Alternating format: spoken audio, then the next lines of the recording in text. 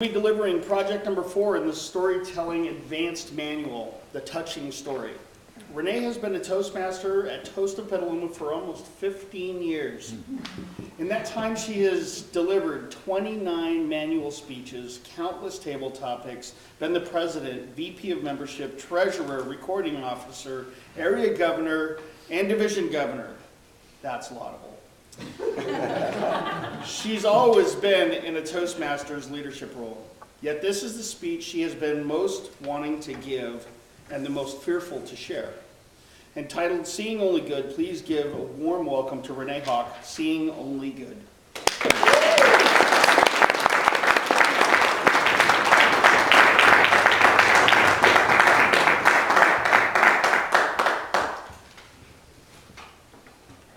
Do you know someone who sees the world through rose-colored glasses? Does that person live in a Pollyanna fantasy world? Or does that person truly believe the world is good? And if they believe, could they make it so? I knew a woman who truly believed.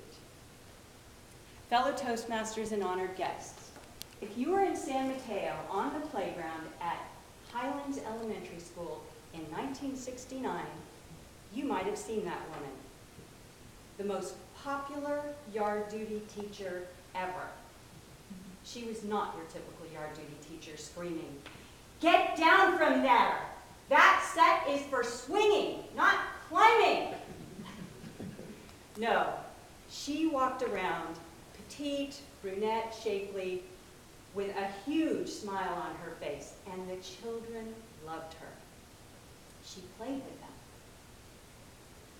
That yard duty teacher hugged me lovingly every day. She was my mom. She would plant rapid-fire kisses all over my face, and I would cringe and push her away for fear that one of the other kids might see. She didn't notice. She just hugged me tighter, as if her joy and optimism could be infused in me. Her parents named her Rose. And maybe that is what colored her outlook from the very beginning.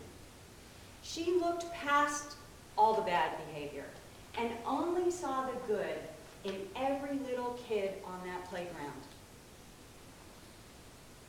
And in turn, they saw the good in her, and of course I did too. The following year, something happened that would normally change a person's outlook, but not my mom. Her loving hugs were now joined with tears that come with divorce. Mom cried when she told my brother and me, "People are saying that I don't love you enough because I didn't fight for custody. They don't understand. I love you so much. Your dad and I agreed that it would be better if you stay with him. He's got a good job and he's stable." Not only was my mom playful, she was wild and adventurous. Even through the divorce, Mom continued to see the good in my dad, and she made sure we did too. Knowing that he was happier in a relationship, she even set him up with an acquaintance.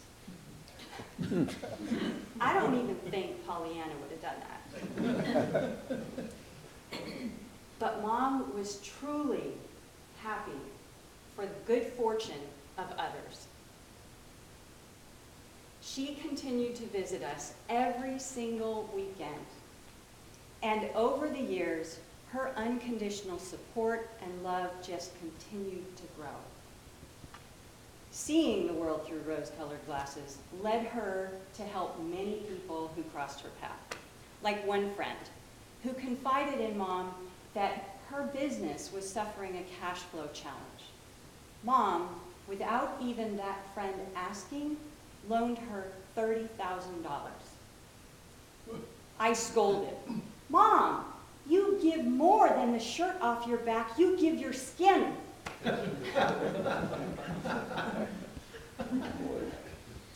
But she believed so much in the good of others, she just knew her friend would pay her back.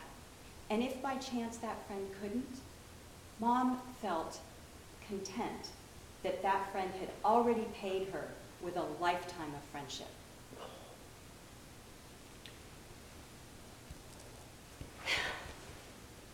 In November 2006, Mom was diagnosed with stage 4 lung cancer. But predictably, you might have thought she was back on the playground as yard duty teacher by the way the caregivers wanted to be near her. She was filled with concern for their well-being.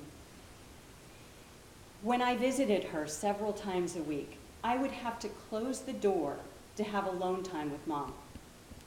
We talked about anything and everything. And when it came time for me to leave, Mom would hold my hand tighter and smile at me with her sweet smile. I would stay as long as I could.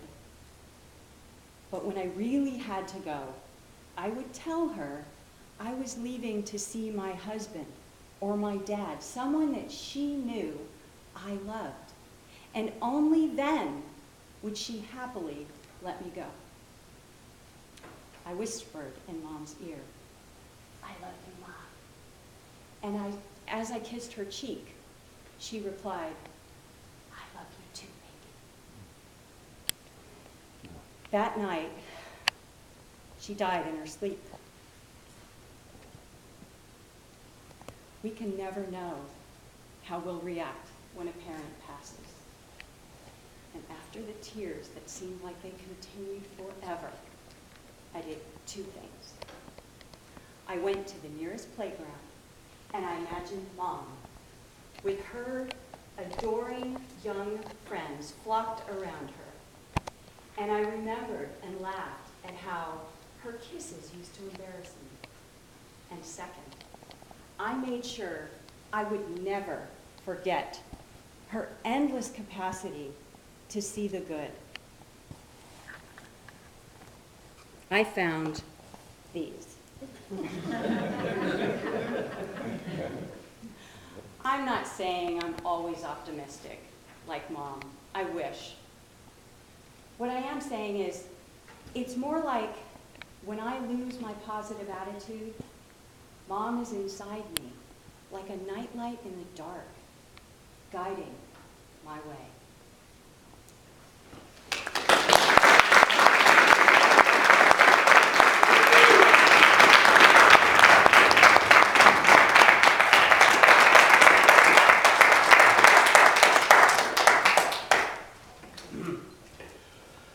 Wow, I'm thankful for 2 minutes of silence. Please, Suzanne, would you time us?